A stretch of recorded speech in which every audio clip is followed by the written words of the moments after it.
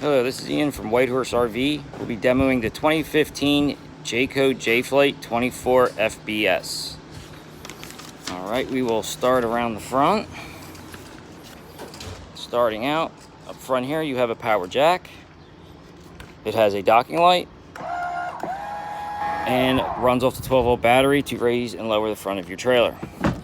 Next, we'll take off the propane cover.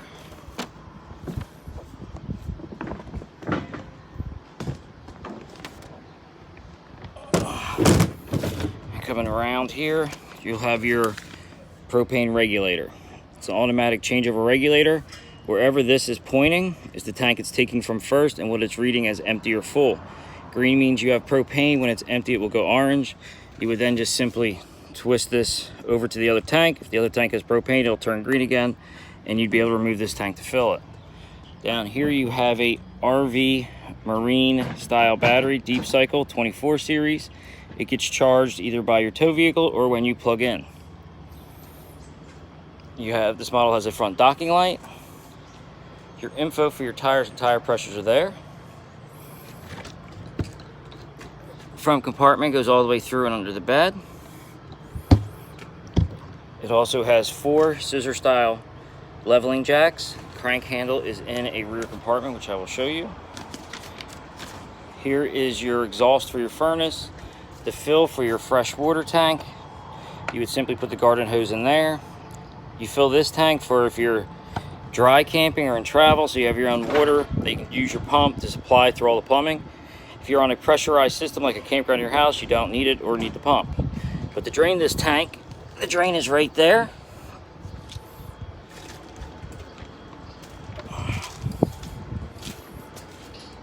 And you have a 30 amp stowaway cord, which simply pushes inside that hole with the lid covered. It's a 30 amp 110 cord. Coming down here is your sewer connections. Your hose would connect to that. And then you connect it to the campground. This is the gray valve, which does the showers and sinks. That can be left open when you're connected to sewer. You don't have to shut it unless you're dry camping and have nowhere to dump it. Now your black tank is this valve. That one there is your toilet. That one has to stay shut till you're around 2/3 generally. Then you would dump that. And as soon as you're done dumping it, you would shut it and add your chemical in your toilet again.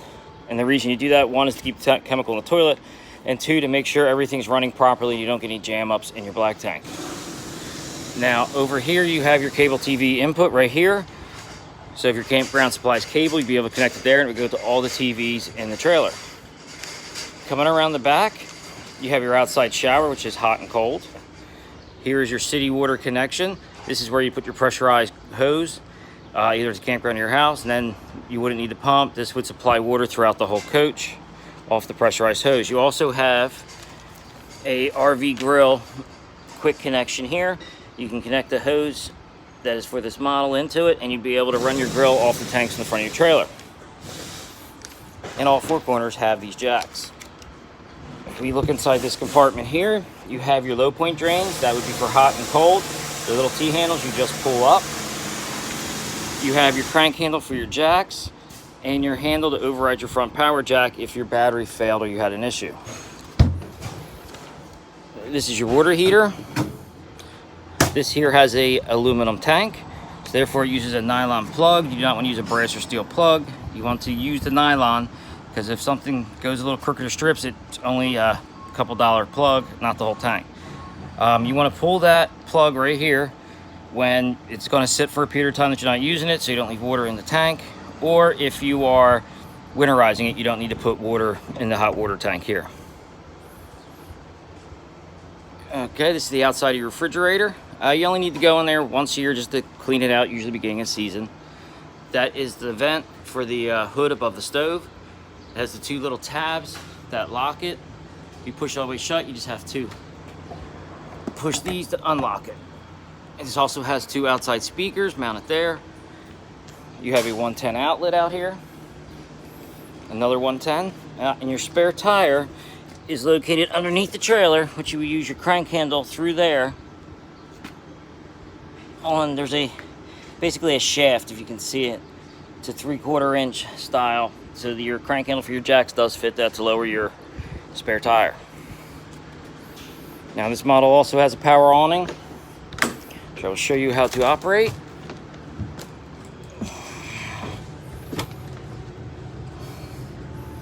This button here, awning out, will run your awning out.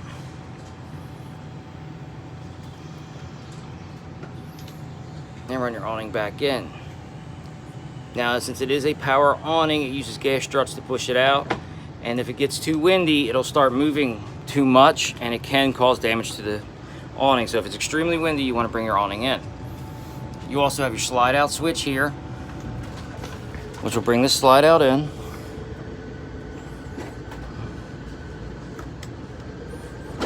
Or out. And you just run it out and hold the button till you hear that clicking noise. Then you let go because it's the clutch slipping and it's all the way in or out. You have light switches located here. You have your water pump switch here, your water heater for propane. If this does not light on propane, you'll have a little red light here which will come on. If this comes on, you just need to simply turn it off like this and then turn it back on and see, let it try and light again. It tries to light 3 times, so it gets airbound and it doesn't light before the 3rd, it stops its whole cycle. Now this is for the 110 electric side of your water heater. Just simply turn it on. Both of these are on a thermostat, so the water heater turns itself off when it reaches 10. Then you have your battery, your fresh tank, your black tank, your gray tank, the levels to let you know how much is in there. Your water pump also has its own pressure switch, so once you turn that switch on, if you're using the fresh tank with the pump, it will shut itself down when it reaches proper pressure. You also have a 12-volt outlet located right here. Your GFI outlet that controls this, all the 110 outlets on this trailer, is located here by the door. So if you don't have 110 in outlet, you just want to come here and check this, see if that had tripped. Now lower down here you have your carbon monoxide and LP detector, which is hardwired to the battery on the front. You have your fire extinguisher there. Now you have this curtain to pull across for your bedroom if you want to close it and make it private. You have connections here for mounting a TV. There's a sticker on the wall there that is telling you where you can mount the bracket. That is generally in the center of a 4-by-4 square piece of plywood or metal that's in the wall. And as I said before, you have storage that goes across the front and under the bed, and you can access it from inside too by lifting up the bed. And it appears this model has a cover that comes with it. Now your lights, even if they're on a switch or not, they all have a little switch on them also. And these are all LED lights.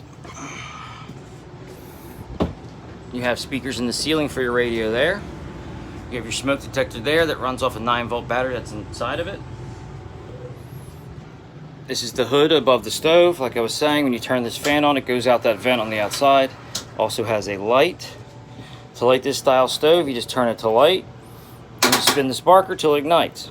Now if you haven't used your RV in a while and the propane was off, when you turn it back on, I would attempt to light your stove first. Maybe even turn all 3 burners on at the same time. That way you can try and bleed the air out. As I said, all the appliances only try to light 3 times. Then they go in a safe mode. You have to turn them off, turn them back on again. Such as your refrigerator here. Right now it is on gas. If this was flashing, it means it did not light. If you put it to auto, it's going to use 110 when it has it. When it does not have 110, it's going to automatically switch to propane. But again, I would make sure the lines are bled out, and I would put this on gas to make sure it lights before you leave for your trip.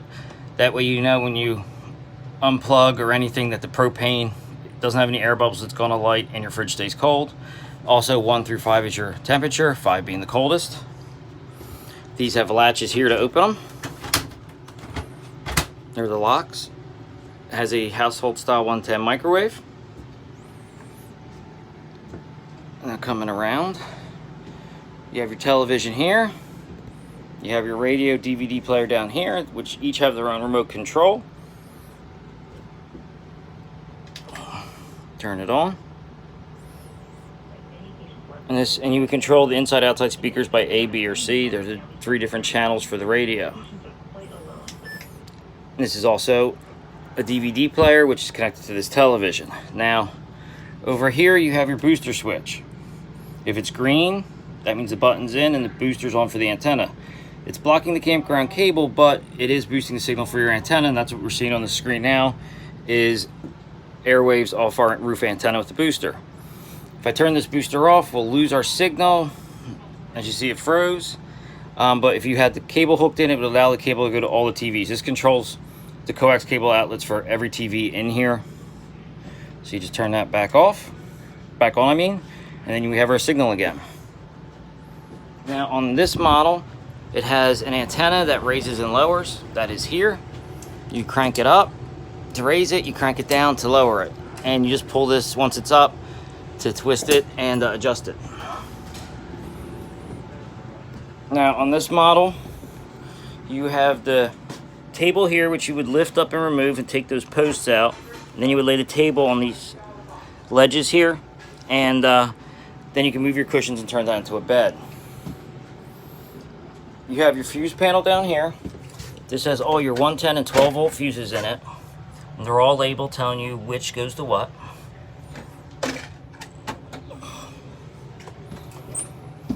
You have your thermostat here, which runs your air conditioner and your furnace.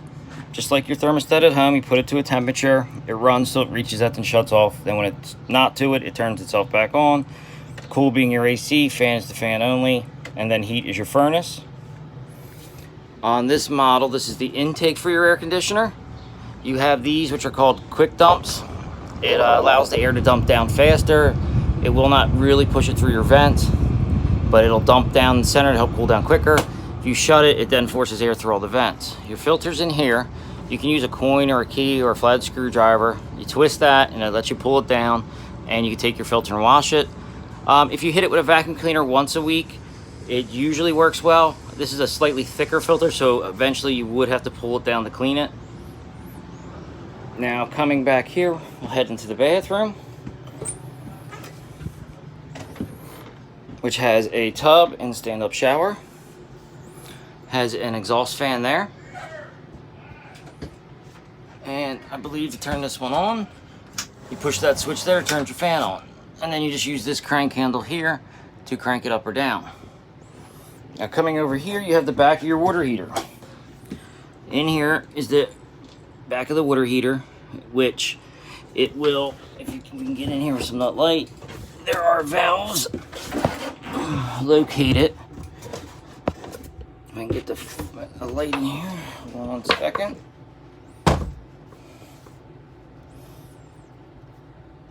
Get some light in here. You would turn them valves to bypass the water heater so you don't fill it with antifreeze when you winterize it, and then you just use them to put them back in the summer mode, with the valve one being located there. You have one in the center and one up top. It's 3 valves. So when the top and bottom valve are in line with the hose, it is, and the center valve is 90 degrees from the hose, it's allowing it to push water through the heater to heat the water up and out. Now if that center one's in line with the tubing and the top and bottom are 90 degrees, it is bypassing, it's running the water past the water heater and not putting any water in it. Like I said, you'd only do that when you're winterizing it. Alright, let me stand up. And hey everybody, it's Norm from Tested, and welcome back to Projections, where this week we're going to be talking augmented reality. Okay. Happening right now. So on this model, Expo, although it's happening virtually as well. That is pretty much the whole demo on this model. Thank you for watching, and have a nice day.